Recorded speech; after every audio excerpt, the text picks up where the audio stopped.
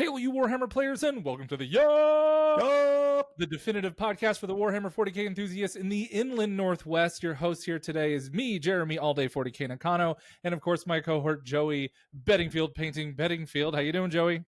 Doing all right. That intro gets longer every time. Yes, it does. And with us today we have a special guest. He is a 7-time GT award winner, top 8 at 7 different majors.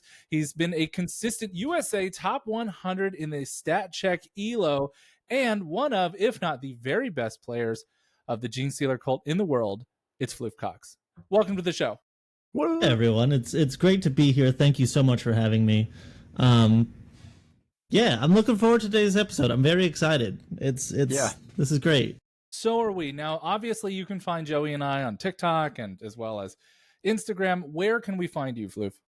Yeah, for sure. So for me, I have a YouTube channel over at Nexos Floof on YouTube if you would like to check me out. I like to say I post consistently, even though that's not true at all. But I post about essentially Gene Stealer tactics. This army and faction is very difficult to understand and get into, and a lot of times when you're looking at a lot of day sheets, you're just kind of going like, "This does nothing. What are we doing here?" And so I like to bridge that gap because it's one of the least played factions, but one of the highest barriers to entry. And so I'm trying to fill in that niche of like, here's how to play the army good, right? Yeah. And that's awesome because we need it, because there just aren't enough of you out there, truly. Now, before we jump into today's content, we always like to start up with a little bit of hobby updates and all that good stuff. I have not done anything crazy. I have been steadily painting my Storm Raven for the better part of 4 months, I think. And I finally painted the little guns on it.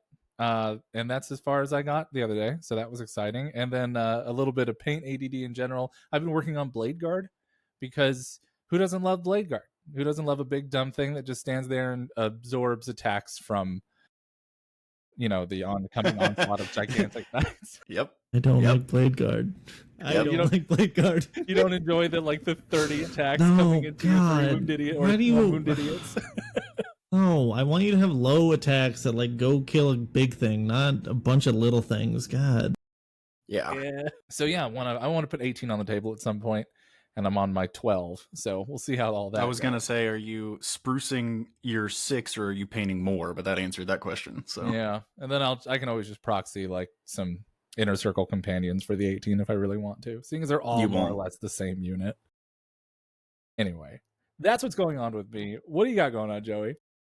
I've been rebasing my old Beast of Chaos Age of Sigmar army so that I can learn how to play Old World, because they were my favorite army and they took them away from me. They don't exist in Sigmar anymore, and it made me sad.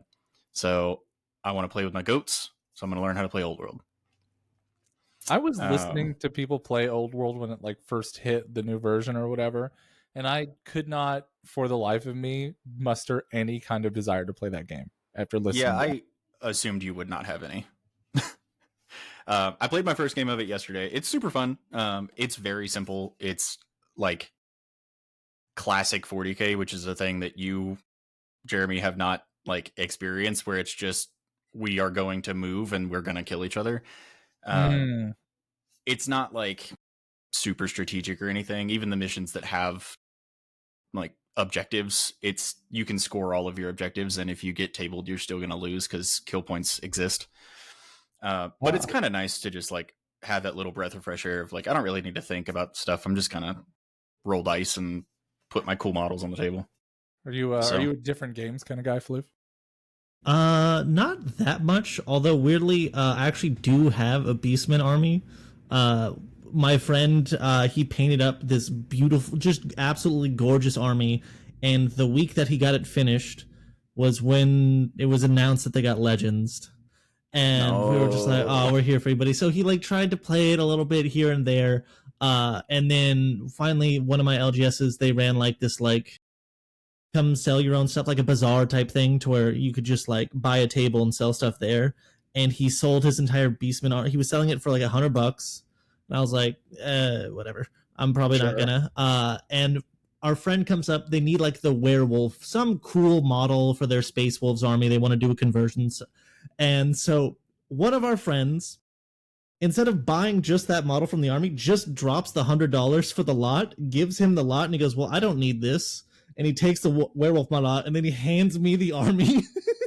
And so I'm just, okay, sure. I have a Beastman army now. So it's beautiful. It's been on my shelf because it's a beautiful army. And so I'm just like, I'm just going to display it, right?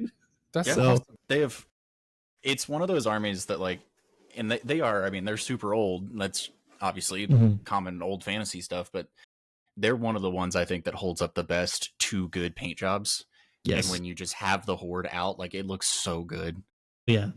It was like 30 of the little dudes, a bunch of like of the actual wolves, and then the big troll that's holding the stone over its head. Yeah. And it's just like he put like the moss detailing on the stone, and it's just like, oh, it's beautiful. Yeah. So how could you spend all that time painting that army and then just like sell it, even if you can't use it?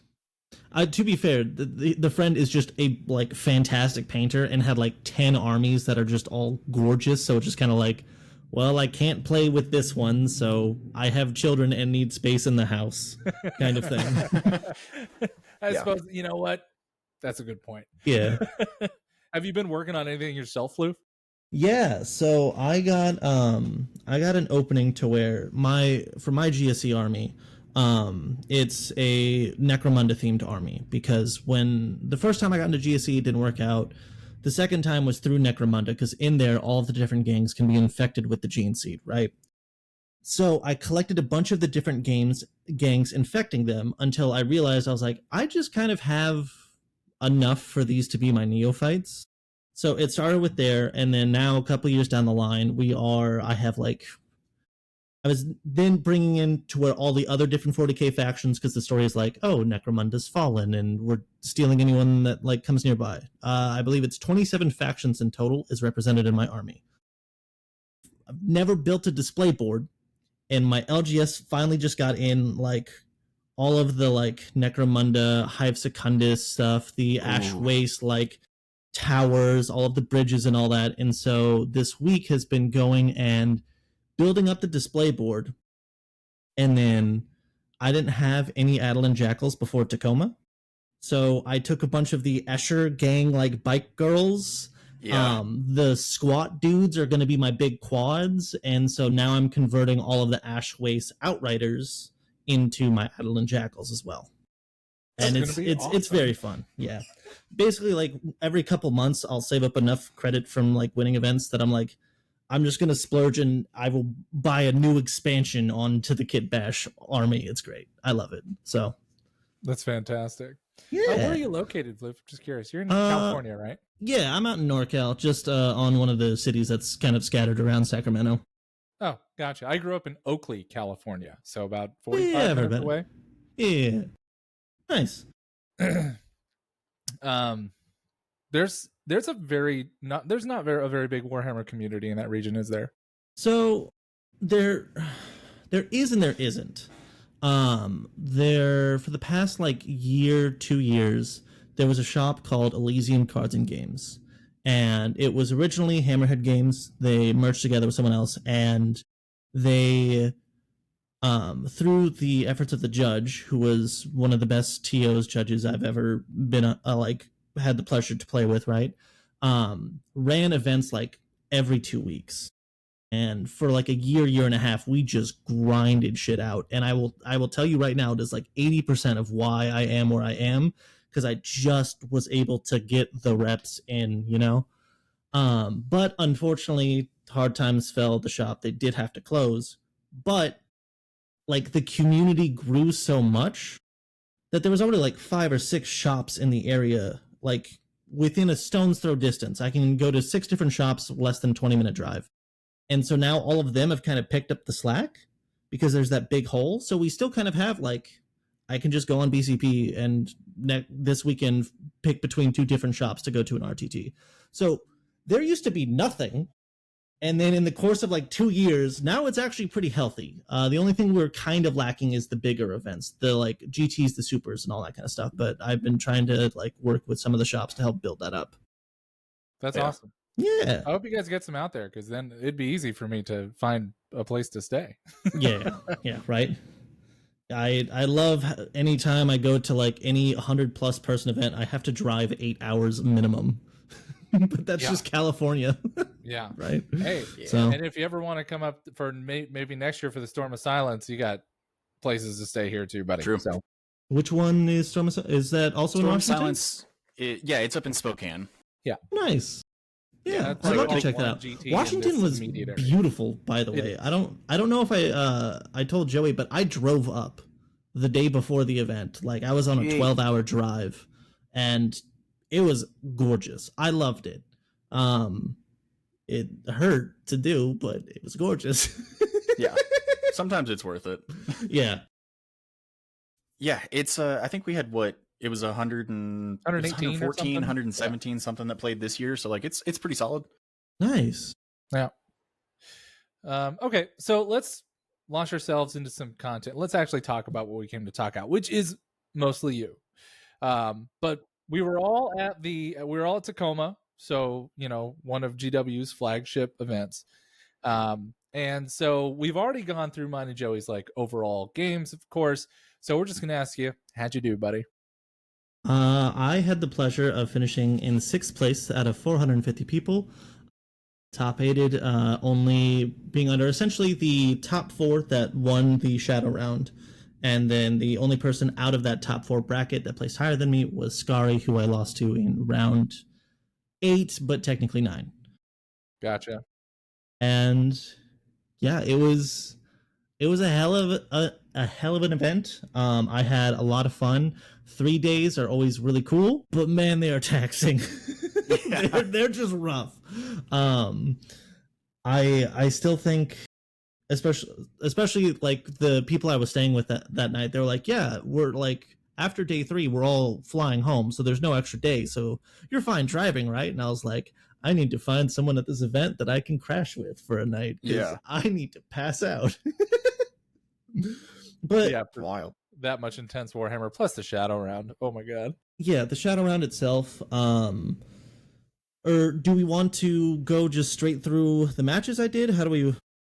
You know what? Might as well. I know you did a video on your channel about all your matches, so we don't have to go into any extra details that you don't want to. But if you want to hear those details, you should go to his channel and go to their channel, watch those games or listen to those explanations. But if you want to hit the highlights for us, buddy, would love to hear.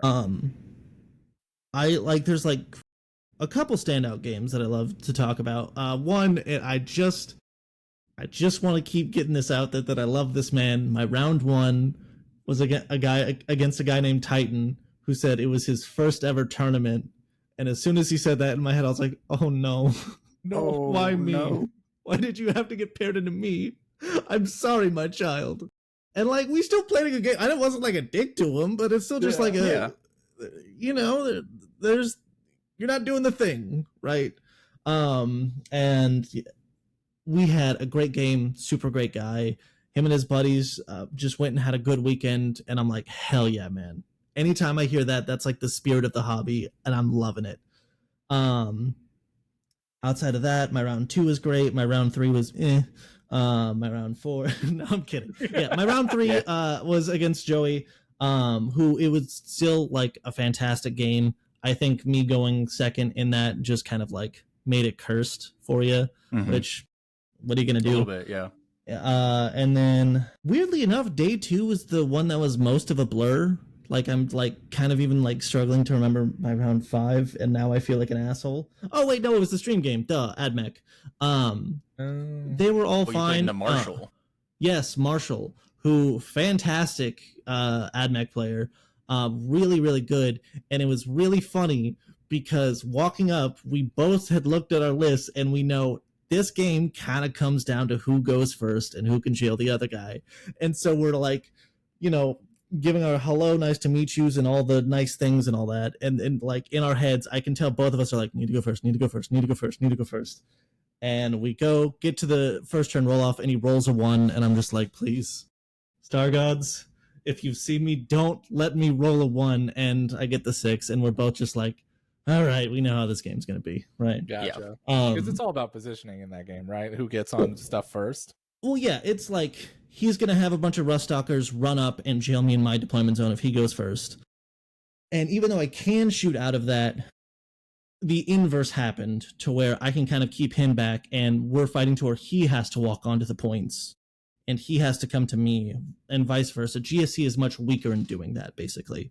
Gotcha. And yeah, my round 6 was a super great guy. Ben, I want to say his name was, I'm so terrible with names. He was on guard. Cool, great list. It just didn't have the firepower. I had my drop turn. I picked up Canis, a Rogaldorn commander, and like a bunch of extra stuff. It was, and then my shadow round, I'm tired as hell, and I'm playing into Ben Urich, who, like, by the way, just to like set this up, right? Round 5 happens. I'm on stream. Okay, Paul is interviewing me, and he goes, "Is there anyone else you'd?" And he's like, God-given, like, blessed voice, "Is there anyone else you'd like to fight here?" or something like that, right? And I say, I would really love to go against Ben Urich because I've never beat an Art of War guy or Team USA, or, you know, that level, the pro player. I've never beat a pro player yet, and I feel like I'm plateauing. That's my next level. I want to break that ceiling, get into there. And I call out Ben and I say, I'd love to pair against Ben because then I'll know I'll get that win. Shadow round hits, and I'm like, fuck yeah. You know what? I'm loving every matchup I got here. I think I got this. They say the pairings. I'm up against Ben. Double fuck yeah. Let's go. What's the mission? Purge. God damn it. And it just, like, I think I got psyched out too because he moved everything up into the mid board, and instead of just playing the slow game, I tried to deny him on primary, which was stupid because it's Purge. And I ended up charging some neophytes into an Atropos, which is fine sometimes if you got to do it. But also I left like the Benefactus out, and he was like, "Oh, heroic challenge. Cool, the Benefactus is dead." Oops. And I was like, "Oh, there's one of my 3 sources of lethals. This is going to be fun." I drop, go to kill 2 bigs, don't kill any of the bigs. Everything gets touched. And I was like, "Hey, buddy, you want to go to sleep?" Because I was staying with Ben. And so we made the tactical choice of, I can see there's a world to where I can like play my little heart out and like maybe scratch it back, but no. It was writings on the wall. Ben knows how to not, you know, die to GSC. And so we went and got sleep. Day 3 was into no one too big, just the guy who took best overall and Scary, you know, just a simple walk in the fucking park, right? Totally.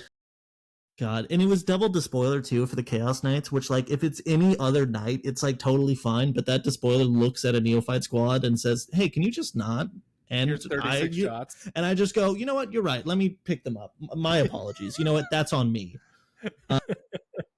I brought him. My bad. And basically it came down to, on like turn 3 or 4, he split fired the despoiler, 1 gun into a Primus squad, and then 1 gun into like to clean up some chaff. And he cleans up the chaff, but the Primus squad goes back up, drops down, 1-shots the despoiler basically. Nice. And then like I table him by the end of 4. And yeah, so okay. We've got the Joey game and we've got the Scary game. So before I get to the Scary game, we'll talk about like the Joey game more in depth, right? Because I think it was a really cool game. Joey, obviously you were a fantastic player. I really enjoyed our game. Your army is beautiful. And your display board was also made, looking at it, I was like, I got to finish that shit when I get home. So lightweight, you're kind of the reason why I'm working on my display board right now as well. Hell yeah. But so the thing is that with that one, everything needs to kind of like come to the middle. So it forces us to run at each other, right? And in that, I can just kind of play like, oh, your 5-man comes out. Cool. My 5-man kills yours. It sits there. Now you have to have another come back. And I can like, the game is forcing that trading resource to happen at a much faster pace, and I win those.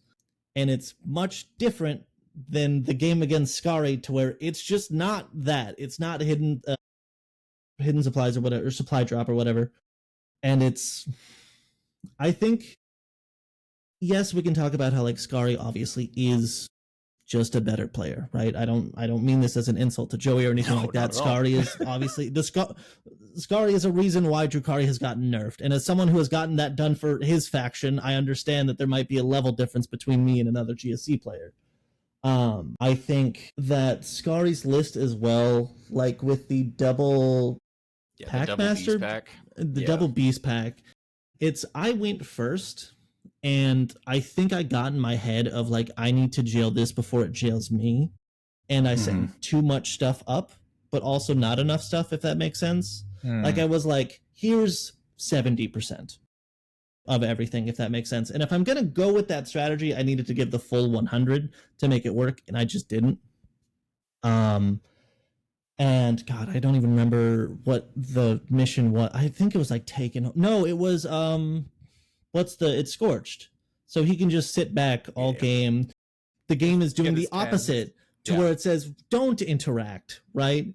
And his reach is so much further than mine that he's blocking my 10s. I can't block his 10s. And then he's just got like 2 of the little Venoms in the middle ruin, just kind of like walk out. Drazar and Lilith are just going to eat whatever and then get back in. And I got a preview of this when round 1, Skari paired into Forest.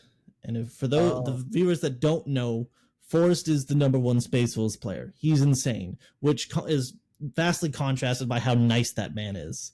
Just the nicest guy ever. And if you look at that scorecard, he got 5 100s. He lost to Skari and then did 7 war crimes. It didn't matter how fast I had a game that lasted an hour.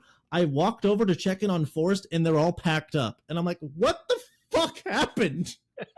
What happened, Forest? What did you do? And he'll just sit there and be like, oh, we just had a game. He just walked out into the midboard and I said, well, I'm Space Wolves. I'm like, what do you mean? What do you mean, Forrest? You mean they touched your bases and you won? Got it. Yeah. And so I walk up to the game that he's having with Skari and like, fuck, man, I don't know how to describe it, but it's like literally watching 2 masters like out of their factions work. And like the board state had like layers to it, and like it had that with my game with Skari and I, but it's just like the man is so optimal in what he does, and just like using just this little idiot squad to invalidate something that has like 10x the cost just so consistently. And I'm like looking at what I need to do to take out his army, and the target priority is all over the fucking place because I have like 3 things that'll like kill shit and like 1 or 2 units that can go deal with like auxiliary stuff, but there's like 12 different things, and somehow he's leveraging like 6 of them to be actual threats. And I'm just like, I don't have the activations, right? And there's still a lot in my head. Like I'm still like trying to break that game down, if that makes sense, of just like all of the different layers that we had going on to it. Cause I feel like there's a world to where, you know, I just go, here's 80 guys, find an answer, right? And I'm sure he would, because Drukhari does do damage, but there's a way to where, you know, Drukhari does lose that stat check. But man, it's a game that's going to sit with me for a while, because also I think, as opposed to Ben and I's game, right? He was on 8 models. He's walked forward and said, can you pass the stat check? And I said, no. And so, you know, we went about our day, right? Yeah. Like, I said, okay, well, I fail. Let's go. It would be much different if I played against Ben's Orcs or Thousand Sons, right? Because then we could have that back and forth, that like expression of player, like decision and choice. And I want to say Skari was the first game that I played against someone at that level, and I was able to match it finally.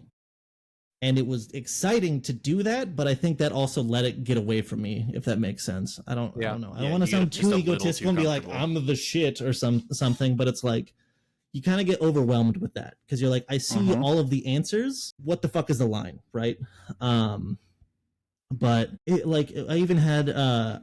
I feel bad about this because I haven't gotten back to them. I had my buddy who's like tutoring under Skari, and he messaged me and was like, hey dude, what's the difference? You know, I'm probably not going to get to that level, but like, what does he do that I don't? And like, I couldn't respond because in my head I'm like, more, man. I don't know how to explain it. Like, it's so... How do you explain that the difference is that just he does everything perfectly? Yeah, it's like 5 mandrakes, 5 incubi or whatever the hell, and like the big boat and like just another chaff unit have perfectly screened out 6 inches of his entire deployment zone, along with another unit, and the Archon is living on 1 and is always just tagging everything in the perfect 12-inch aura, and I'm just like, he just plays perfect, dude. And I had to play perfect as well, and man, even then, fuck, it's wild to watch. It really is. I think from a perspective standpoint, like it's good to remind yourself of that first game you played, because to that guy, that was you, right? Because you did everything probably in that game as perfectly as one could. And so it's just there's the different levels of Warhammer. You have like, I'm new to tournaments, I'm an intermediate at tournaments, I'm a mid-table hero, and then it a couple notches up from there up until you get to the pros. But like, I just find it interesting because like I can recall playing into like Tim recently on his Death Guard and just getting schooled to the point where I didn't even like, he played the game for us. I was just we were done and I was just like, wow, that was a fun experience. It goes back to my memory, like I haven't talked to the guy since, so he's probably annoyed with how many times I brought this fucking game up. But my first LVO, I think I'm going to do well, right? I have like come in second or third at some GTs. I consistently do well at RTTs. I'm doing great. And I won my first 2 rounds at LVO and I'm kicking ass. I'm like, oh yeah, I'm doing great. And I pair, I look, or pairings are up. I look and it's Sean Naden. Boy. Oh no. And I get excited because I'm like, yeah, I'm going to beat one of the best. And I got thrashed. Just decimated. This was like with Index GSC. Like it's like arguably the most powerful form. Like amazing, right? And like one squad of 20 orc boys with a banner boy is like touching 8 units by the bottom of my third, and I'm just like, what the fuck, right? And so like, if this can be a bit of like help or assurance or encouragement to other people, like, by that game, I won. I still played my heart out, right? I was like, I'm still gonna I'm gonna lose this game, but I'm gonna have as much impact on it as I can to see just how far I can go. What does work against this level of play and what doesn't, right? This is now an experiment, but also just to like, it showed me where the level was, if that makes, like, not to get all like anime of just like, here's Nen or some shit in like Hunter x Hunter or whatever, but it's like you understand the level now, and it made me go like, I want to get there. That was cool. I want to get there and I want to play against that, right? And the thrashing, as weird as it sounded, was inspiring. And I think that's the best lesson you could take from a game like that, though. Yeah. For anyone that does, for Naden's game or for Skari's game? No. Continue what you were saying. I'll come in after. I was gonna say, yeah. So for like, if you, for anyone that does pair into like these pro players or people that you think are much better than you, realistically, just people who play the game a lot more, like, take it, even if you like want to be down and be like, I'm gonna lose this game, take it as a learning experience, right? Because in some form, like, their fundamentals might just be stronger or better, or they might know different tricks. The amount of times I've had to explain to people like the coherency thing with neophytes of like, yeah, I'm gonna leave this one guy touched with you, and then at the end of turn he's actually out of coherency, so I'm gonna pull the guys that are in combat with you, because though I pull those ones first, and then I pull the guy out of coherency, and now I'm good. And it's like the dirty fallback or something like that.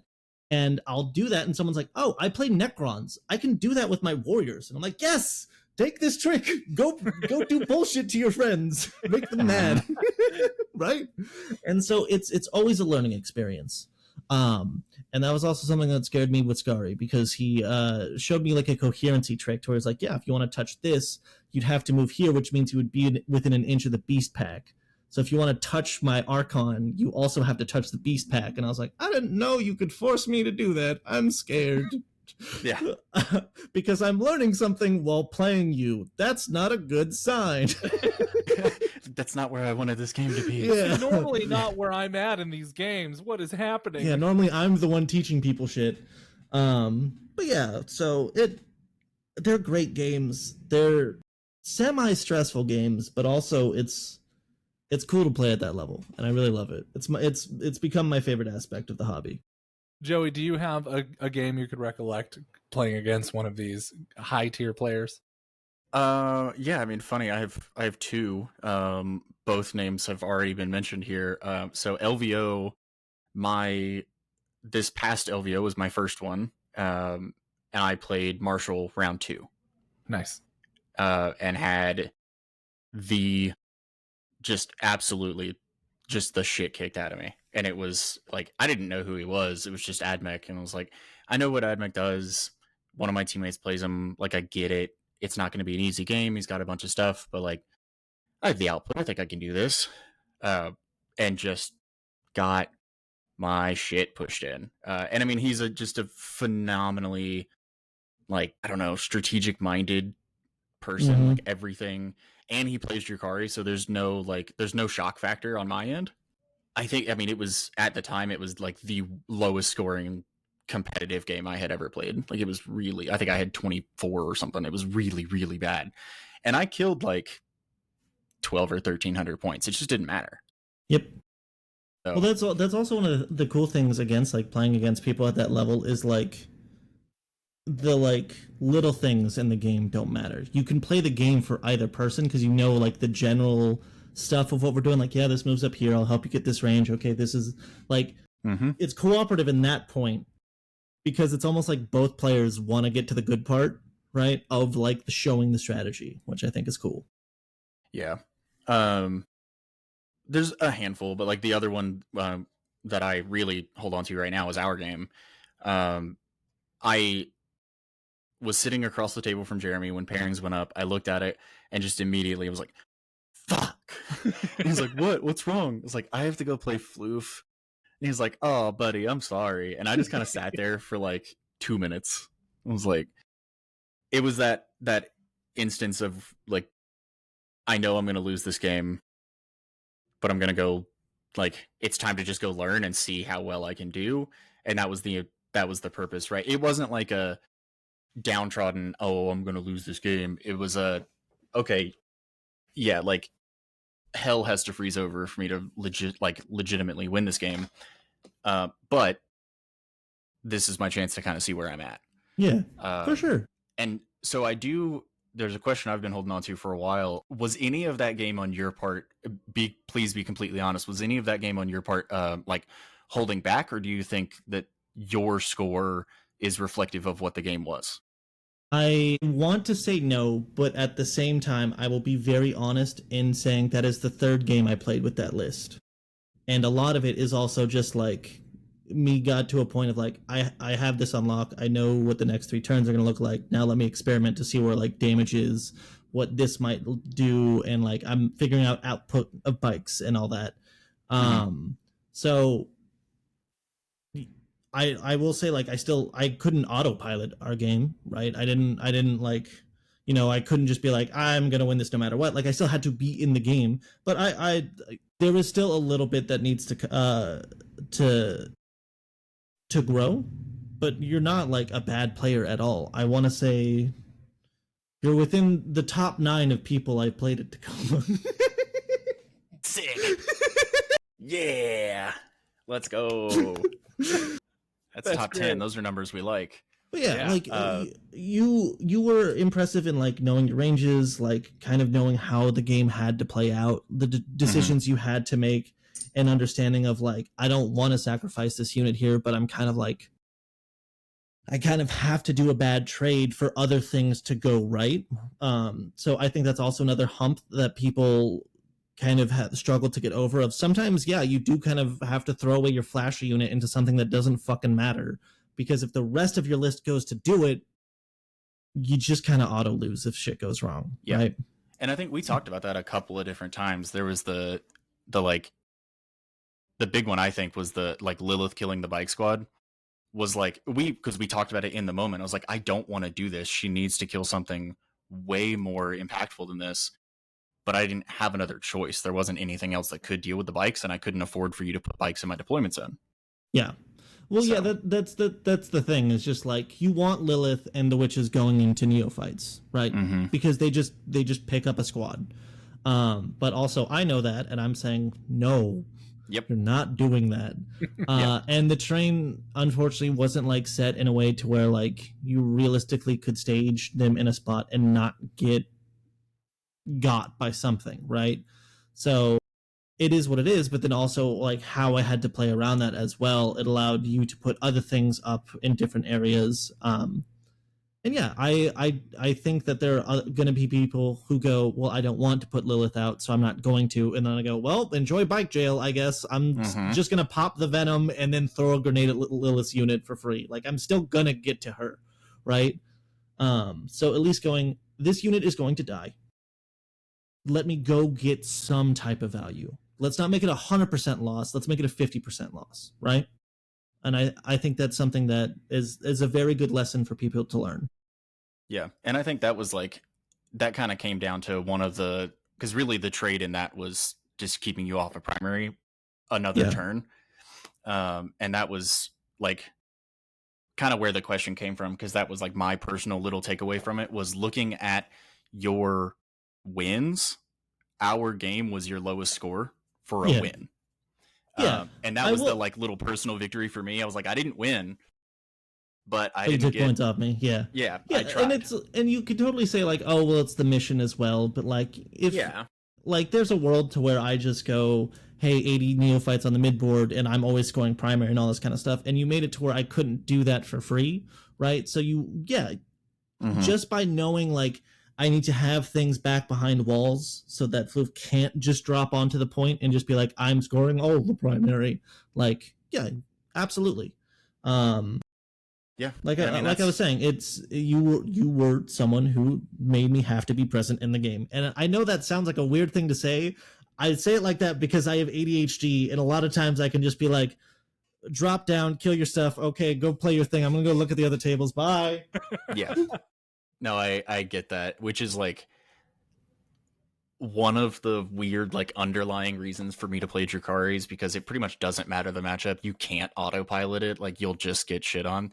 So like I have to pay attention all the time, because it's the same problem of, if I get comfortable, my ADHD will take over and I just will lose things for myself, which is what happened at Dallas last year. I was playing Works. So yeah. I totally get you. Yeah. But yeah, it was good. It was a fantastic game. So if I may flip the switch then a little bit, do you feel like you've learned a good amount from our game? Like, do you think like that has done to you what the other games have as well? Because I'll be very honest. I'm new to being considered at this level, so a lot of me is like I am unaware of having this name. So also like maybe this is me kind of like stroking my ego a little bit. I apologize. No, I get it. But like, do you think it helped genuinely? Yeah, absolutely. Like genuinely. And I went and Jeremy and I talked about it over dinner, that I said, because I already knew like GSC is probably my worst matchup, because it's another trading army that trades better than I do, and that's bad. And then the hurdle after that was that it was you. And so I was like, so this is a bad matchup and a phenomenal player. Okay, great. But it is that the other side of that is, because of our game and because of what I have learned, if it's not you, that game is completely winnable. I am like aware more of what the army is capable of and what I need to do. And I think that if it's somebody at like my skill level, or maybe a little below, maybe a little above, then I can win that game. Yeah, for sure. One of my favorite things, which is not something that I was comfortable with before. Yeah, one of my favorite things I like have going on is that my team that I practice with all the time, anytime we go to other events, as soon as they go against another GSC player, they're like, I already know everything. I already know what you got. And it's always funny because I'll like kind of low-key like follow them to the table to see the reaction, and the other player is always like, huh? You know, why are you here? What do you mean you know what I do? I'm GSC. Are you sure? And one of the ones I go to all the time with is a player by the name of Chris Shelton. Love that guy. Will always go like, yeah, because of that fuck, and like point to me wherever I am in the room. And I'm like, what, me?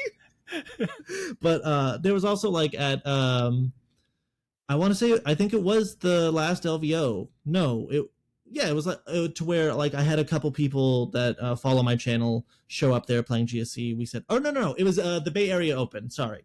Nice. I had 3 other people that follow my channel that showed up there. Basically, all the other GSC players, we knew each other.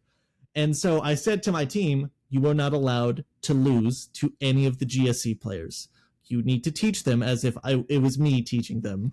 Yeah. And I think each one of them paired into one of my team members, and it was just like they had a much more in-depth game because they knew what GSC was doing, which also pushed the other GSC player to not just like rely on some of the bullshit that GSC can do and have to be like, oh no, I need to win this game, right? So it's very funny. Hell yeah. Speaking of winning with GSC, so recently their like win rate numbers have been dog water.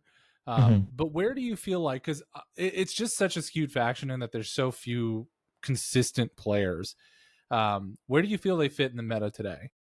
So I think right now they're actually like set to be very good, and I think recently this week on Meta Monday they were like in the 40s of percentage, but I know like the overall for 41. The past 8 weeks it's been like 60%. I think how I see it is that GSC is really good into Knights, Chaos Knights, and Death Guard, and they're really bad into melee pressure. But melee pressure doesn't fucking exist right now because of Knights, Chaos Knights, and Death Guard, right? So we kind of have this thing to where all the stuff we're good into is the top stuff right now, right? Like it's prevalent. It's 25% of the meta. And all the stuff that we're bad into doesn't exist, right? And so I think right now GSC has a very inflated win rate. I think as soon as Emperor's Children simply decides to exist again, we go, oh, my bad. I'll go back to 2-1. You know, that's on me. My bad. But I think the thing is that GSC is a very hard to balance army because it's so skewed for the top to know what they're doing that I don't think the win rates ever truly reflect how good the army is. Because if you just have a little Timmy walk up with the Space Marine army, he still just has Space Marine data sheets that are still just going to do something. Blade Guard are going to exist and be good, right? Predators are going to do the thing to where they blow up the tank. GSC don't really got that. GSC, if people don't, remember that you got to like have neophytes with some other type of buff other than just sustained, and also be popping your crit 5s, and also be remembering to take away cover, and then indirect a little trading stuff around, and then pull yourself out so that you can or do the dirty fallback so you can activate on your turn as well. Like there's so many tricks you have to do to make GSC work that it's always going to be like 12 people played it, and like 10 of them win like 1 and 2. And then the other 2 was like me and Ennis. And the win rate's like somewhere, who fucking knows, right? And that we're winning all these big events. So I think GSC is good. I think before the meta that we are currently in hit us, it was in an even better spot. Because one of the things I like to talk about with GSC is that the health of the book is in a very good spot right now. Outside of Brood Brothers, you can kind of make any list and do really well with it. Outlander Claw's still doing well because it has play into the top 3. Brood Surge was a very good melee pressure list. Final Day, I think there's some sauce there that I'm still trying to explore myself. We have like 4 detachments that I realistically look at and go, I can win an event with this. I can do well with this, right? I don't think it's that way right now, because I think out of all of those, the only one that can deal with Knights in Final Day is Host. But I think when the top comes down, I think GSC is going to be in a great spot. And it's, to me, one of the factions that rewards player skill and investment the most. But you have to invest in it. My first year of GSC, I did not win a single game. Not a single fucking game. And it was like, genuinely like month 11 when I got like a tie. Yeah. And then I was like, I think I'm starting to get it. And then I turned into whatever abomination I'm in right now. I think for this season I have like a 90% win rate. Pretty good. Yeah. Do you feel that there's like a secret sauce that is either very underrated or overlooked right now in Gene Stealers? I mean, I've been saying it since the Codex dropped that like neophytes are still good and Swarm is fantastic. And I think GSC is one of the best armies to use Swarm. It's just before I did well at Cali Cup and Innis took the list and made it good, everyone was like, yeah, Swarm's bad. Just play Outlander Claw or Aberrants. And it's just like, no, if you know how to make Swarm lists tick, GSC is your home. Because when I got into 40K, I got in with Tyranids. And my first RTT, I walked up in 8th edition with a 300 gaunt list. Between Hormagaunts and Termagants and Gene Sealers, I had 300 models in my list. And my favorite game of all time was round 2. I played into someone who is now my best friend. And he was on Knights. And it was the week before Knights counted as multiple models.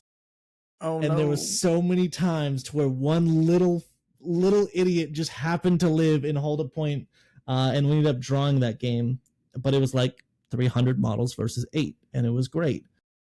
And when you learn how to string, when you learn how to screen people out, to move block, to do the dirty fallbacks and all that kind of stuff, like that, when you learn how to get every drop out of a 20-man, that's when GSC comes online, in my opinion.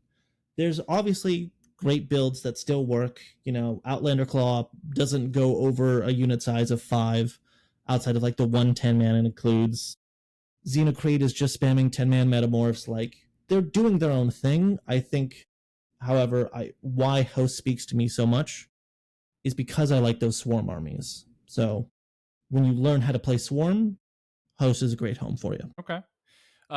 Joey, was there a unit in your game with Floof where you felt like there's this particular unit was like your bane, or do they all just kind of feel the same? They're all fairly similar. It is like not a yes and no, right? It's any of the 5-mans, I'm fine. We can take care of the 5-mans. The problem is exactly like you said. It's the knowing how to play the Swarm list. Because if he just puts 20-mans out in the open and Lilith and Incubi get to run around and just pick up 20-mans, that's how I win that game. And so him knowing, like him having the knowledge of that and how to play that properly and not letting me touch the 20-mans with the things that can pick them up, they become the problem. Because I can hit them, I can go, okay, well, I need to whittle them down because I just can't afford for them to be 20-mans, but I know I can't pick them up in one activation. So I'm going to shoot them. And then they get shot, kill, whatever. Even if I keep 10, 11, 12 of them, doesn't really matter. They get picked up, they heal, and then they get deep struck back in my deployment zone. And I am not an army that can afford to turn around. So they're just the problem. I think I think another good point to like really drill it down into like, this is what I learned to make this army tick is I think a lot of players look at numbers and go, X doesn't kill Y, so X is bad. Mm-hmm. But they're not looking at X brings Y down to 1 model or 2 guys left, right? It's 1 or 2 Terminators. It's 1 or 2 Blade Guard or Deathwing Knights. Cool. That unit's not doing anything in this game. It might as well just be dead. And I am fine sacrificing the world to get them to that point of just, here's a couple 5-mans. You can't walk up at me because the Reductus Saboteur, but you played too far back, so now the bikes are going to go run up and do mortals to you. It's like, not only am I doing the stat check of here's a Swarm list, but it's just enough tools to just pick away at you and just like stop you from rolling as much dice as I want you to, but then give you as much dice as I need you to fail, right? Defensively, give you all the dice in the world, and offensively take away every activation I can. Tag stuff that I can. Is this Neophyte squad going to die? Cool, charge it in. It's going to die on their turn when they weren't able to walk up the board and get more advantage, right? Sacrifice literally anything and everything. Nothing matters in this game.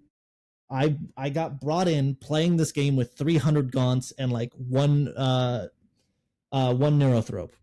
Nothing in my list mattered. I didn't care if anything died. I don't care. So long as I get points, so long as I stop you from playing the game, we're doing good, right? And so that's kind of my lesson is don't be attached to your models. Throw those motherfuckers to the grindstone. Yep. I think that kind of answers like my next big question, which was like maintaining a really strong, like competitive and positive, like mental output, like in all games. Do you think that really just derives from the fact that you've never been like, you've always run armies that are just like, yeah, that could die, I don't give a shit? Yes. I've tried and picked up like a bunch of like elite armies like custodies or knights and all that, and when like big block unit walks out and doesn't die, I'm like, oh, that's cool. And then sometimes it does die and I'm like, well, fuck, man, I have to care about that. That was like 400 points. Right? Like, and so if my list is like 20 guys that all cost 70 points, I don't care. I'm not attached to my models. Die. Go stand in front of these 5 Death Shroud Terminators and say, I have OC2. Praise the Star Gods. You'll be remembered. We'll make a plaque for you, I think. I don't know. What was your name again? Anyways. Like, I don't and I don't care about my models, if that makes sense. That sounds brutal, but I like playing AdMech and sacrifice armies and GSC and like 300 guard lists to where I'm just a bunch of guys who are dying to get this objective done. So that's what I like. That's badass. Yeah. Okay. All right. Let's shift up a little bit. So when I remember seeing this in the past, I not Googled you, but looked you up on YouTube. And one of the first videos that come up is this big, stupid, hour-long video of somebody accusing you of cheating from the streams from LVO this past year. Now, when I saw this, I was like, who has that kind of time? Because we were at LVO, we were watching you playing. We're like, yeah, it's the 10th game of Warhammer. This is normal. Yes.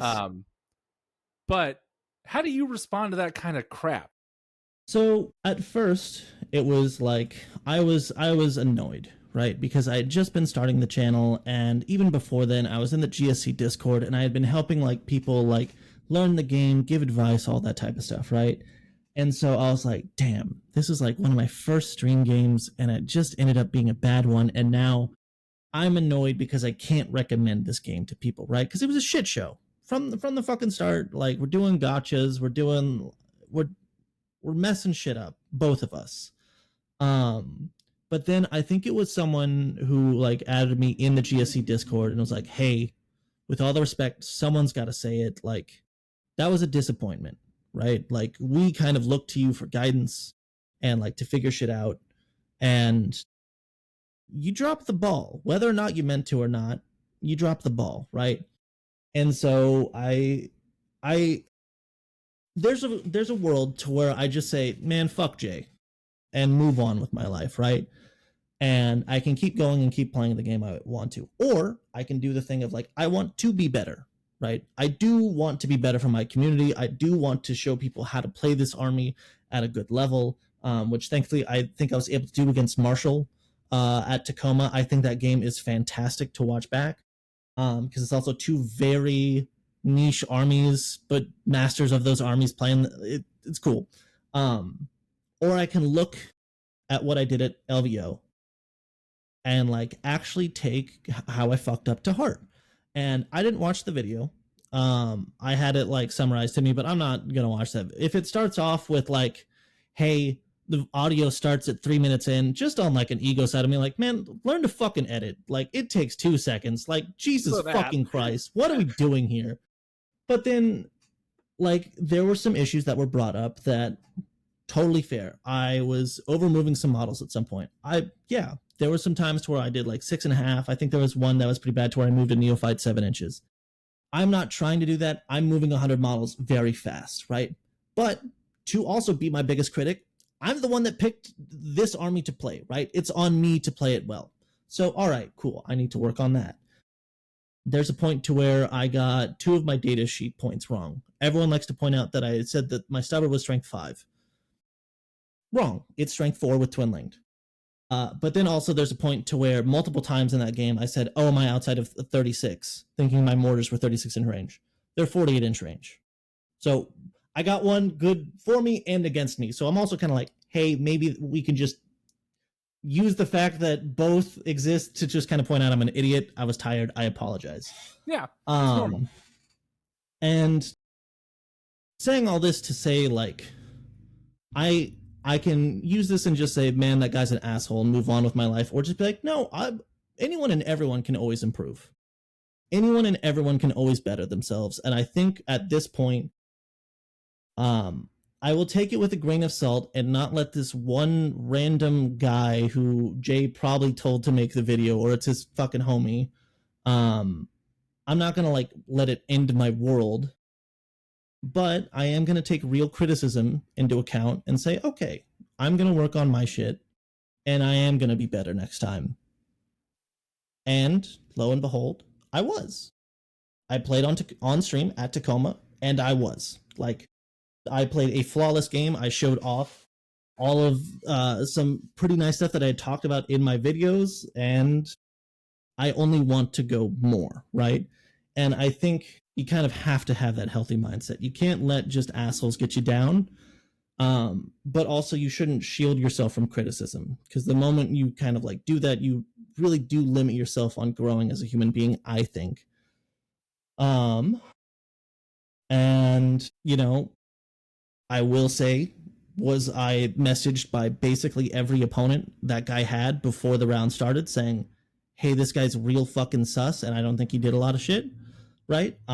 Did he absolutely say, oh, are my guns not in rapid fire of my 24-inch stubbers? Okay, I'm going to shoot the rest of my Vindicator's guns at these neophytes that are 36 inches away? Yeah, I do think he cheated on measurements. And there are video of him cheating on dice as well. I don't care. I'm not going to worry about guys from Team USA and his own team telling me that he's a cheater. No, good. I'm going to go work on my own self. And that's all you can do, right? So we move forward, I guess, is the long-winded one. Sorry, I ramble so much. No, I'm so sorry. It's good. I talk for like 10 minutes at a time for every question. Dude, it's all good. Because, like, let's think about it like this. Like, I work in the corporate world. Yeah. And if I get the people I work with, if they can't take feedback, like, that's an immediate red flag. And only the people that can take feedback and move forward with their lives and their work lives, those are the only kind of people that you can actually trust with work. So, yeah. Anyway. Well, I think also a part of it was just like, because I even had to talk about this in, like, you know, my local Discords and all that. Like, listen, to people that I know have gone to tournaments, they have gone to me and be like, dude, it was day 3. You're fucking tired, right? Anyone who's been to a tournament knows. And a lot of the outrage, 1, is getting blown out of proportion, and 2, is kind of being talked about by people who don't go to tournaments. But at the same time, sure, if they want to hold me to that level, then let me rise up to that level, right? And so I took ownership of it. And I said, yeah, I fucked up, and I'm sorry. It wasn't malicious. I wasn't ever trying to cheat forcefully or anything like that. The only thing I can say is that for the past couple years, I've been like a good noodle in my local scene, and I will continue to try and be that. All I can say is give me a second chance to prove myself. And that's kind of the sentiment I've been rolling with. I'm just like, let me show you that I am someone like who isn't this terrible person that needs to be kicked out of the 40K community and all the other fucking shit I got thrown at me. That's so wild. That's insane. I think there's been a huge precedent of it in like competitive 10th edition, and just I'm sure part of it's just the online kind of world that we live in now, but like there is fundamentally a difference between cheating and making a mistake. Yes. Yeah. And it's so wild that like people, they look at it and it's people that aren't even there, that they're watching stream and they're like, oh, he cheated, he did that, he cheated, that was bullshit. I'm like, did he cheat? Did he do it on purpose, or did he mess up and make a mistake? Because we all fucking do it. It is what it is. Like, it is annoying, but at the same time, it's just like, what are you gonna do, right? Yeah. I was hearing back from other top players, and people are just like, dude, that guy was an asshole. Don't let that game to get to you, right? So it's just, you move on. And you know what? I think we'll do that. Well stated. Thank you for that. Beautiful. Yes. So then my next question is, all right, this is an important one. Who's the best goddamn GSC player in the world? There's like 5 of you. Oh my God. Who is it? Okay. let me put this up, right? Because I think the people in contention for best GSC, okay, it's actually, I don't even think it'd be so, like, Nick Nanavati was on there, but if I'm right, I think he said he's taking a step back from GSC and he handed it off to other Art of War members. Sure, I think Nick gets an honorable mention. Okay, he's the sweet baby angel of 40K though. Like, we all know that. Who can do no wrong. I love him to death. Nicest guy ever, by the way. Yeah, Met him in LVO. Oh my God, Jesus Super nice Christ! Oh, I got a toothache just fucking talking to him. He's so cool. So I would say the top 5, not in an order, but just to name them real quick. It's me, Innes, Danny Porter from Poland, Alex McDougall. I'm always terrible with first names. McDougall, and then Eric Australia. I just said I'm terrible with first names, and I don't remember the motherfucker's last name. The guy down under in Australia fucking people up with Outlander Claw, okay? Now, I don't think that I am allowed to get where I'm at and say that I want to be the best GSC player, or that I want to, be where I want to be, without saying I am number 1. That I believe I am number 1. I think absolutely if I played into Innes or into McDougall, they're going to put me in the dirt. They're better 40K players. I think I'm a better GSC player. Now, I just need time to prove that, right? And put money where my mouth is, and then, probably still get my teeth kicked in by them at some point. I think past that, it's probably going to go... My heart is saying Innes, Danny, Eric, Alex. But also, I haven't seen McDougall play GSC. I've just heard he's done really well, and I heard him win a GT or a major or something with Final Day, and I was like, that motherfucker. I wanted to do that. He was my very first opponent in my very first GT. I haven't met the guy, but also every Art of War guy that I have met has been just a fucking delight. They're the and best. So yeah. I'm sure he's also a great person. Hi, Alex. Sorry, I don't mean to put you at 5th, but someone's got to be there. It's probably realistically, it is probably me. I've been in the competitive scene for 2 years. I am an upstart. I am a new person, right? It's just I've grinded the hell out of this game, because that's just kind of been every weekend I look up a tournament and go to it, right? I want to say last year, for the competitive season that I took forth at LVO, I did 40 tournaments. More than not, every weekend was taken up by an event, right? And so I just grinded the hell out of it. I've got a lot of time to make up. Innes has been in this bitch longer than I've been alive, and he's younger than me, all right? It's nuts, okay? So I've got a lot of ground to cover, but I mean, I don't think anyone can be at a top level and not, in some aspect think I'm the shit. I'm going to be number 1, right? I'm understanding that there's a pro level above me, and I need to get to that skill ceiling. But I know that there's going to be a difference, and I'm having all these people saying, yeah, but, when you get up here, just know John Lennon's the best, right? So, I know John Lennon's the best, but I still gotta go, but I know I'm the best. Yeah. So, I gotta figure some shit out and learn how to really play this game so I can prove that I'm better than him. Am I ever gonna do that? Fuck if I know. But I have to right? But I have to believe I am at that level to get to that point, if that makes sense. You gotta manifest it, or some fancy words. I don't fucking know. Yeah. But yeah. No, I get it. That's I spent almost 12 years in the Air Force. I was an air traffic controller, and it's the same. If you ask an air traffic controller, you can ask, there can be 40 of them in the room. You ask them which one is the best at their job. It's always the one you ask. Yeah.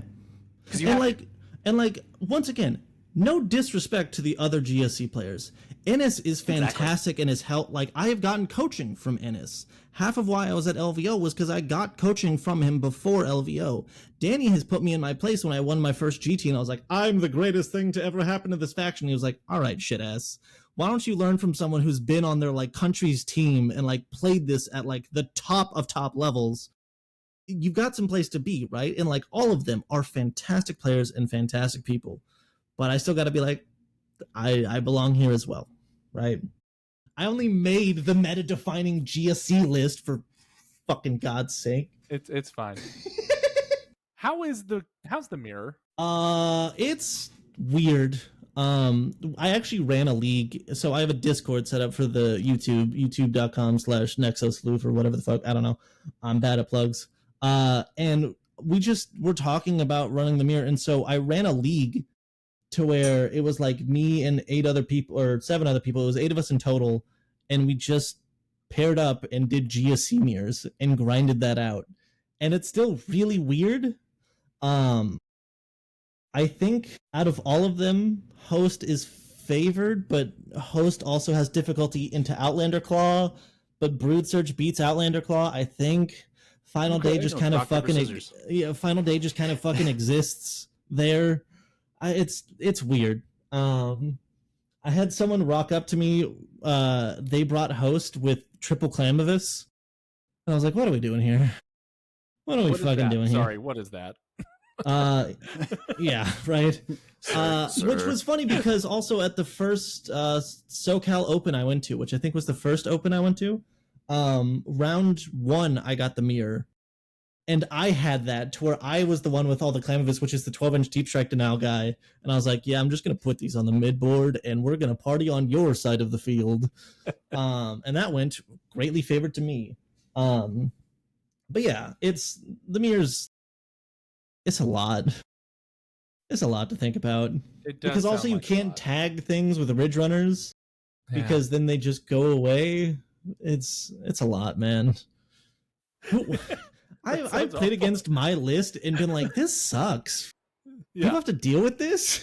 Yeah, I've played the 80 Neophyte list. Isaac Torado was running that for a long time. Yeah, Isaac's cool. Yeah, and we played, I think it was like, he got me by like 7 points because I made him play reserved because I went Cull and Assassinate. Yeah. And so he couldn't do anything almost the entire game. But yeah, no, playing that list is hell because I only play elite armies. So there's that. That's not true. It's way more specific than that. You only play elite Space Marines. Yes, that's true. I am a Space Marine only player. But I have them all. That's it. Let's talk about hobby. So you talked earlier that you're always splicing in Necromunda and like all the other things, cool collections of stuff that's unique. Yeah. How seriously do you take the painting side of the hobby? Very. So, okay. On top of my lofty goal of wanting to be the #1 GSC player, I have this goal to where within a 5-year span of each other, I want to win either LVO, War Masters, or WCW, win basically a Worlds event, and within 5 years of that, get a Golden Demon. Wow. Not Slayer Sword, but like I am also actively at the same time constantly painting. I want to say in total I have 300 Neophytes painted right now, because it was initially the first batch that I batch painted, and then it was the kit. Then it was like, oh, I have the Necromunda stuff. Let's bring these in and finish up all of these kit bashes. And now it's been like a year or two, and I'm like, oh, I'm a great painter. Here, hold on. In just a box, I just have like loose Neophytes just waiting to be painted. There's like 3 boxes with like 40 fucking Neophytes just in here. I like painting a lot. And I like kit bashing a lot. My first like commemorative one I did was when the first RTT I won, I played against my friend I mentioned earlier, Tice, and he was on Blood Angels. and we were sweating our fucking balls off that game. We were just getting down into it. You would not be able to tell we were friends. And I make it out by like 5 points or something like that. And on top of the winnings and all that, they'll do a raffle. And it was at the time to where even if you won something, you could get a raffle. And I ended up getting it, and I got a Gravis Captain. And I took that Gravis Captain, and I had an Abominant, and I like cut off the arm. I put in his head, put a bunch of battle damage. I like heated up like a little pin I had, and if you heat up the metal, it's really good to make it look like a gun, like a bullet, little whatever the hell.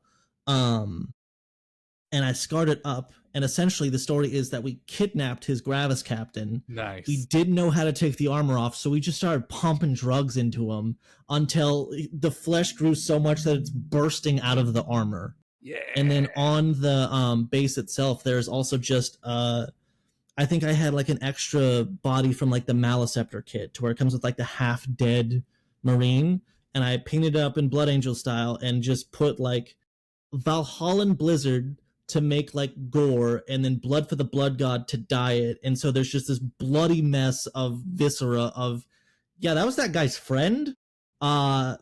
He just killed him. He's ours. Down. He's hanging out.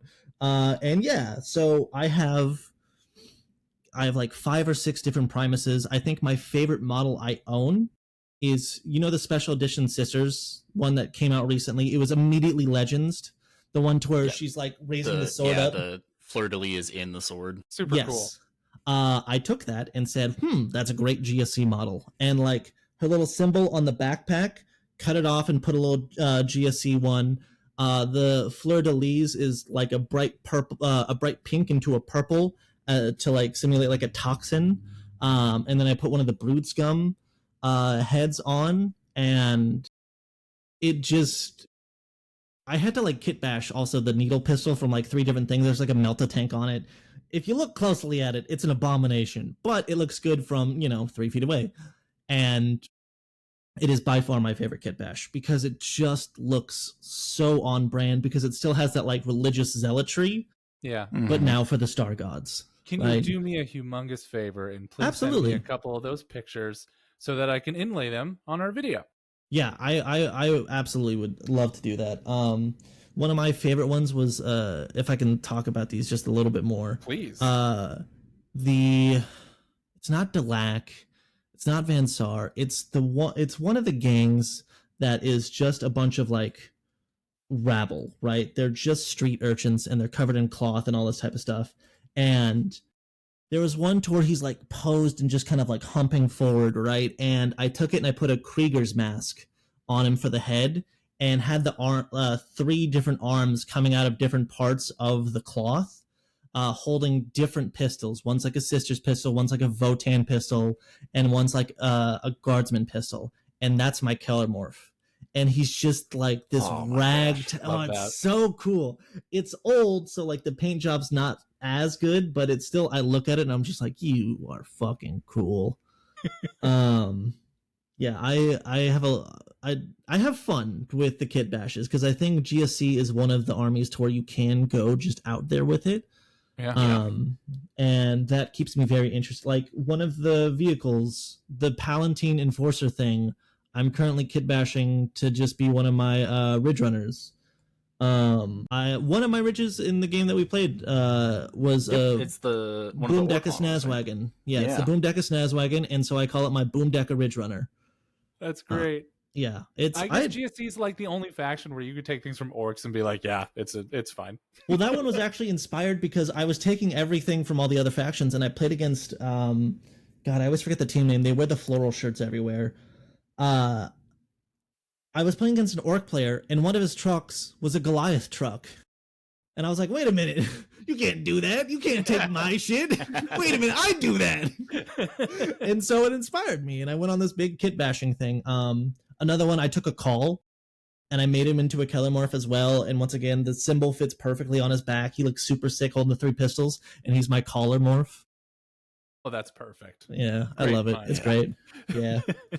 Just recently, I want to say a Necron player that I met in person, a really nice guy. He gave me the special edition Primus. He was like, I just have this. I'm never going to use it. Just take it. And so I took that, and I've been trying to figure out how to get Necrons in. So I bought the Translocation Necron Lord, and all the little like Digistruct stuff I've worked into the Primus, and he's got a little like Scarab buddy. So he's now teleporting in, and so that's going to be my Primus. For like when I do the 6 inches. It's so sick. Dude, this hobby's so fun. Like you can just do whatever the fuck you want. And it's sick, man. Because like half the time people will also be like, yeah, but like Drukari wouldn't be caught in the cult because da-da-da. Shut up, it's cool. Let me have fun. It looks sick. Right? Like it's awesome. This is sick. Have you inducted any rats into your collection? Any what? Any rats? Any of the No, I haven't worked Skaven in. Skaven?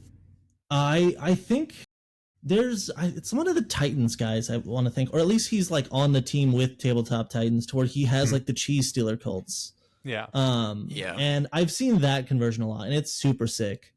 I will say go for it. Yeah, it's one of those little conversion things of just I famously hate building. So I will never do it, but it's always been like in the back of my mind of like doing Skaven Admech, just the whole army. Yeah, Ratmech. Yeah. That sounds super cool. Dude, there was Isaac was showing me pictures of a guard player he played against to where it was Skaven guard. And like all these little rats are like swarming the Rogel Dorn and coming out of all the little things. I'm just like, this is insane. You are a psychopath, but good. Thank God you don't kill people. Fuck. It's this hobby's so cool, dude. I love it. And I love seeing people's creativity and just like how out there they can get with it. So it also is one of the very few things, like I like to army hop a lot when armies are boring to me, and being able to kit bash anything in a GSC is kind of the thing that has like kept me in love with GSC for so long, if that makes sense. That's awesome. So, yeah. It made me think about how you take like some like inspiration from your friends' armies. People have started in my area taking like Marine bits and all orange Marine bits and putting them, because I'm the orange Marine guy. Oh, dude, decorating your bases with your friends' armies is like peak Warhammer. I've just been like, this guy, he was yours, but I fucking killed him Wednesday. You got shit on. It's fucking great. It's so good. I want to say for my Lucius, for my Emperor's Children, I'm doing a oh god, I've immediately forgotten. What's the Borderlands style? Cell shaded theme. Oh yeah. Yeah. And it's been very fun. I don't know why I decided to do it on an army with Chaos trim. That sucks. But for my Lucius, he's stepping on a Marine, right? Well, one of my buddies plays Salamander, so I was like, we're gonna make you a nice little green Salamander. It's great. Perfect. That's perfect. So good. Awesome. So let's see here. Let's move on forward a little bit here. So we've kind of talked about where you want to get competitively speaking. You want to win one of the big 3 tournaments, of course. Yeah. And you want to take on those top tier players. So I feel like we've really kind of covered that pretty well, and that's awesome. Are you going to try to take the trip to Poland in the next, or not Poland, but Austria in the next year or so to try to go to War Masters? Yeah, absolutely. I've told Ben, Anthony, like, you want to know what it would. You can fucking blame Anthony Vanilla for this, all right? God damn it, that short, cool motherfucker. We played Cali Cap, and he was my round 8. He was my final round. Super cool guy, great rewarding game. Absolutely loved it. And I had a couple misplays at the end, which allowed him to take the game by 5 points. Mm-hmm. And this motherfucker, they like bring me on stat check. We have a good time. And I just happened to read in one of the channels, he says, give Floof a year. He will be ready for Team USA. And it has sent me down a goddamn spiral, because now my objective is to just make Team USA. And I've told Anthony, I've told Ben, I've made it like very open and clear, like, no, I'm gonna be an academy and you're gonna pick me for next year. I'm sorry. Like, that's just how it's going to be. I'm going to be nice. I'm going to be cool. I'm going to give it my all, but I'm going to show you why I'm the best pick. And like, it doesn't even matter if GSC is good. I'm going to make it good, and I'm going to get us that gold. So yeah, I don't think teams is a long-term goal for me. No, actually, so I thought it wasn't getting into it, but like, it's very fun. It's so fun. It's very fun. It's so fun. When you can just go and pick all your good matchups, or just, I will say, like, GSC's role is blunter, right? It's to say, I'm not winning, but you're not fucking winning either. And I love that. As someone who likes to do the sacrifice thing of, I'm just going to pick away at you. Cool. Did you think you were going to get a 20-0? Let me pick away at that score, right? Like, let me, you're locked in with me, motherfucker. So, yeah. I don't know when it'll happen, but Team USA for sure. And then whenever I finally win Worlds or War Masters or LVO, we'll see when that finally happens. I think I'm at the level to where I can just win it. Now time will tell when luck gives it to me. That's true. You're heading to Worlds, I assume, this year already? I need my golden ticket. So unfortunately, I have not won it. The GTs I've won did not have it, and I've only top 8 at the Open. So I'm talking all this shit while I'm also going, I don't have my fucking ticket. So you got, 2 months to get it? Because it's in October, isn't it? Yes. And you want to know the best part? So I have like one other major. I have like one other major that like for sure is going to happen before that, which I think is just LVO. So yeah, just win LVO. No, it's fine. Easy. But then like there's like a major that is quite literally 2 weeks before Worlds. Oh boy. And I'm just like, if I win it, I'm like, cool, great, fantastic. I'm going to be so fucking annoyed. Because I'm like, nah, god damn it, now I have to schedule this shit. Fine, let's go. How many GTs do you have lined up with actual golden tickets between now and then? Just that one. There isn't a lot on the West Coast. So it's literally LVO and that one. And yeah. I was very much leading into Tacoma. I was like, I'm getting my goddamn golden ticket. And then I went up against Ben and I was like, I'll get it next year. Next year, maybe. Well, you could always get it for regional placements too. You can? I don't know. Yeah, that's one of the things that they did this year. Was really? So it's the top it's the top player of each ITC region, and then it just goes down. So you're west, right? Yes. And so, but if the top 5, if you're 6 and the top 5 already have tickets, then it goes to the next one. It goes to the highest eligible just casually in each checking region. Real quick on the West Coast. Yep. It's the highest ranked eligible player. You're number 4 in the West right now. And okay, Donald Plummer and Ben Urich are in front of you at 3 and 2, and they already have tickets. Okay. Yeah. And I don't know about Junior. Junior has 3. I asked him about it, and he was like, I have 3. And I was like, first off, how the fuck did that happen? I thought you could only have 1. Second off, what?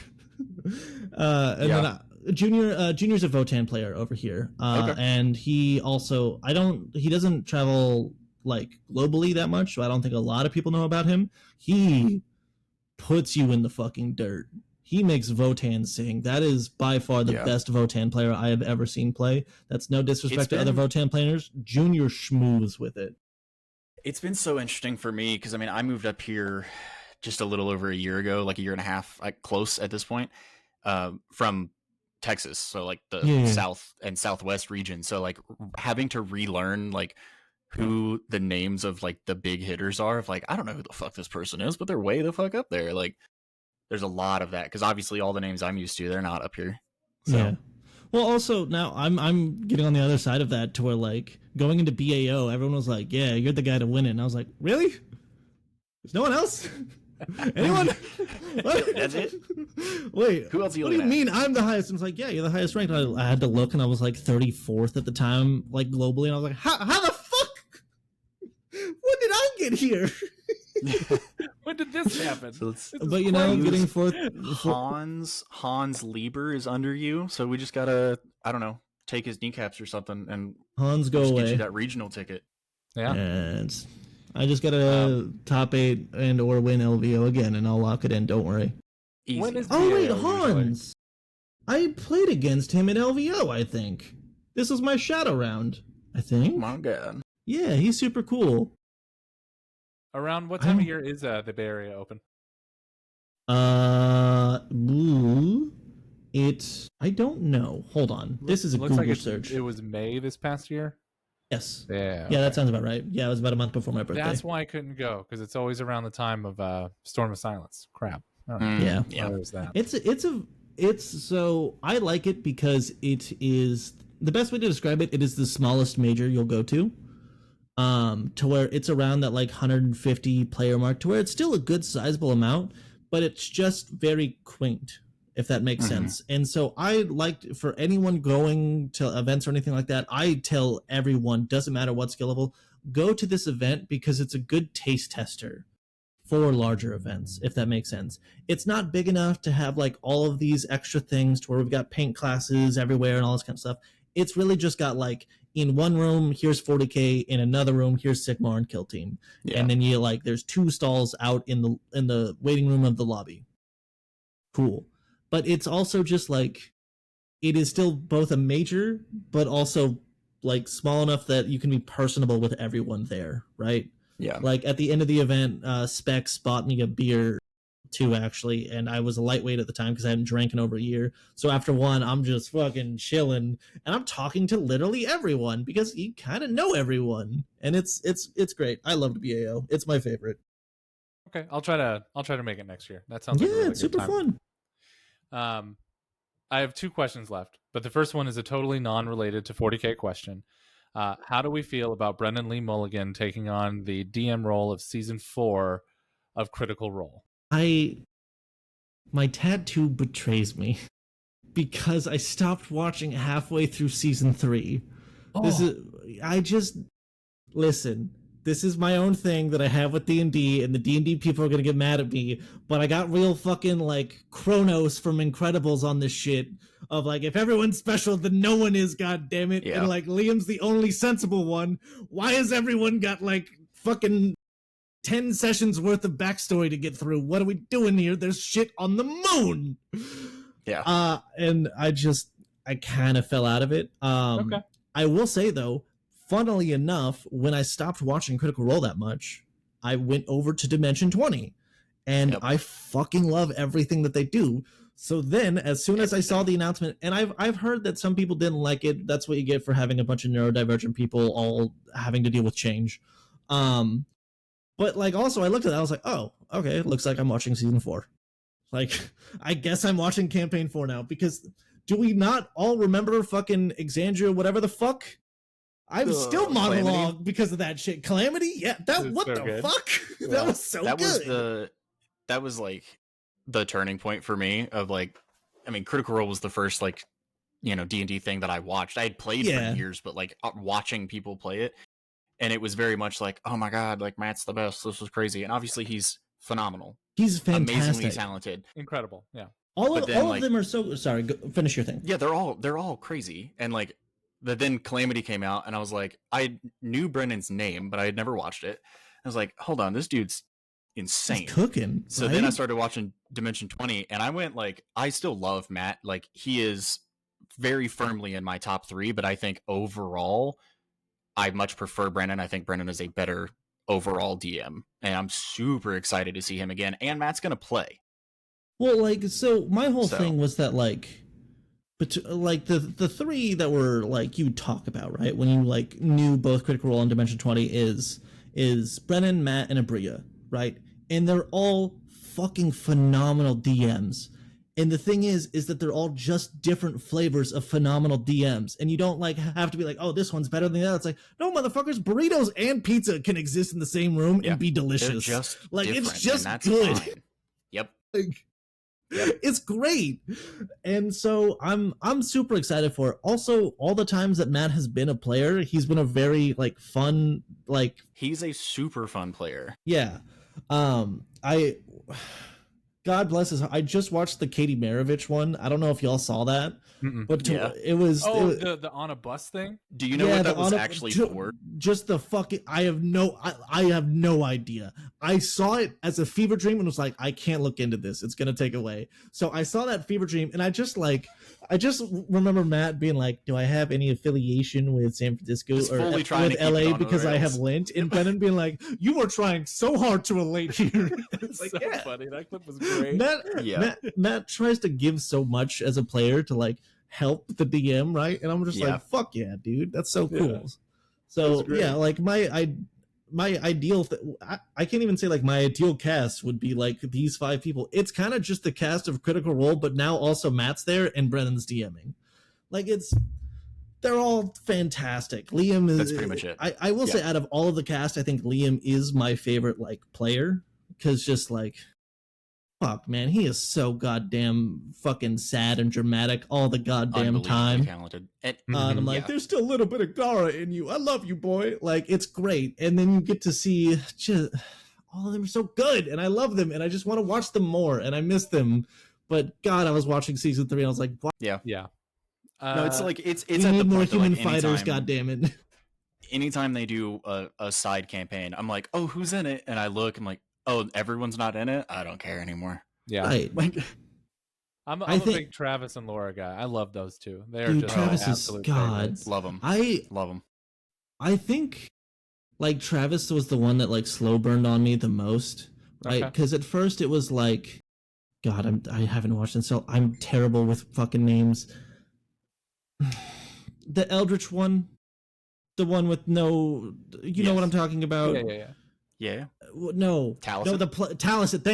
Thank you so much. Like Taliesin and Liam are my favorite, absolutely, and I'm loving everything that like Beauregard. Fuck, I'm so terrible. Marisha is doing with Bo, because I just love those types of characters. I generally try and play those types of characters, and then like it's near the end of campaign 2, and I'm like, fuck, man, Ford is just like such a well-rounded out character. Like the story's just been hidden, and like everything he does, I'm just like, fuck yeah. And it's his moment where he's like tossing the sword in the lava. I'm just like, oh, this is so cool. It took Travis so long to like break out of his shell, and when he finally like dove into it, I'm like, yes. Yeah. It like Travis, it took him a really long time, but like that's the thing, right? Is that as soon as I think it was that like switch that he flipped, and for whatever reason it took him longer, that he was like, wait a second, I'm an actor. Yes. Right? And he just had fun with it. Just do this. Like, all right. It felt like watching like a slow burn romance, and like finally like seeing the kiss. To be like, yes, let's go. 3 seasons later, we're in. Last. God. And just watching his own wife like try and flirt with him for like 100 episodes, and him just being like, no. Yeah. Just objectively hilarious. And then finally just giving in, because like Jester was probably one of the greatest characters ever written, and Laura's obviously just you can only say no to Laura Bailey for so long. Yeah. Exactly, right. Yeah. Jester is the best character in any Critical Role season, period, end of story. But I'm a season 1 stan. I love season 1 more than anything, because it feels the most D&D to me. That's I think that's what it was just like my thing was it started feeling less and less like D&D in campaign 3, and I really like the campaign 1 and campaign 2. And campaign 2 kind of has my perfect mix of we're D&D, but also we can do some flashy things here. And I think it was campaign 3 where I was like, everything's kind of flashy, my eyes hurt and I have a headache, I'm going home, right? If that makes sense. And there's definitely some good beats. I loved a lot of the characters there, but you know. But now it's Daggerheart, which is much more fine for like. Have you played? Have you seen Daggerheart, the game? No. Oh, I know nothing. So Matt made his own system. Yeah. Oh. Yeah. That's sick. It's very a new game system. They've done one like little mini campaign that is very Dark Souls-esque. And so if you don't like that, and you're not like invested in it, you'll have absolutely no idea what's going on. My other arm is a Bloodborne sleeve. I love Dark Souls shit, so that's fantastic. If you want a good introduction to the system, check out Dodoborn. It's a podcast of Daggerheart, and they're like 30-40 minute episodes. Cast is really cool, and they explain the game really well. Check it out. I will say, like, the reason I have the Critical Role tattoo was like I worked a job at one point to where like I was by myself for like 8 to 10 hours. I was taking photographs of cars, and a playlist will only do you so good, right? So that long form content I got on, and they were like at episode 70 of campaign 2, and I just hit play, and I caught up by like near the end, right? Basically just a couple episodes before the finale. And then I'm grateful because like that shit got me through kind of a dark period of my time of personal life happening at the same time. But then also like it brought me into learning about Dimension 20 and the brothers. What are the brothers' name? They play with the dead. The three brothers. My brother, Adventure brother. Zone. Is it the McElroys? Yeah, the McElroy brothers. Yes, yeah. They were on that campaign to where they played the game to build the world, and then it got flooded, and they played characters based on. I was like, this is the sickest fucking thing I've ever seen. What the hell? It's so cool. Yeah, I loved it. So Adventure Zone's so good. Oh. Yeah, it allowed me to like branch out and find more stuff to really like, and then obviously Baldur's Gate happened right after that. I mean, there was a big D&D year for everyone. So. Yeah. Okay. All right. That's enough non-Warhammer content. Yes. Yeah. Let's finish out with our final question. And all I'm going to ask you to do is talk about your community that you've been building, any communities that you've been a part of, any people that you would like to shout out, people that have helped get you here. Mm-hmm. The stage is yours, buddy. Go for it. Yeah. So to start off small, like I would like to shout out the NorCal community, whether it's the Sacramento scene, the Fairfield scene / Davis scene with Mad Alpaca Games out there. Like I have helped this community grow and be what it is by constantly going to its events, telling people to come back, trying to be a good person so that people want to come back, all that kind of stuff. But at the end of the day, I am a byproduct of this scene. I am here because of them. I will forever be grateful for what this scene made me, and I cannot, like, every time I go to these events, I am surrounded by friends. And if I'm not surrounded by friends or just it's new people, I am in an environment to where I feel safe, welcomed, and accepted. And I cannot be more thankful of that. It allowed me to branch out to where now I have my own community. We have a Discord. I talk in there a lot. I'm trying to get better at it, I promise. To where the Hive City Havocs is the Discord name for anyone that wants to join it. That's where you can find a lot more people who are directly talking about GSC related things. There's also just the GSC Discord itself. One day I was like, I need to find someone to help me learn this army. So I just Googled in GSC Discord, and you know, every faction kind of has their own like official one. The GSC one actually is pretty legit. A lot of people don't know what the fuck they're talking about in there, but you know what? That's their own thing. Words have to be said, right? I'm kidding. I love everyone in there. They're fantastic. And then, like, last but not least, check. Like, I'm not a stat check person, but I've just kind of been in there ever since Anthony brought me on, and I've been able to annoy Innes ever since. Like, one of the most welcoming communities. It is global in terms of its community, so it's allowed me to branch out of just, you know, playing GW terrain with other like West Coast American players, like having to learn, you know, the WTC format, playing a lot against Ashley Thompson, who keeps kicking my ass on WTC terrain, and I hate it. God, do you know how hard it is to play shooting armies against melee armies on WTC? It sucks. Anyways, just the stat check people have been so nice. Curry, Innes, Nathan, like Vanilla, all of them have been absolutely just the kindest people to me. And I couldn't be more thankful. Their community is fantastic as well. They laugh at my jokes, especially when they're not funny. So that's all I could, you know, wish for. And that's all we need. Yeah.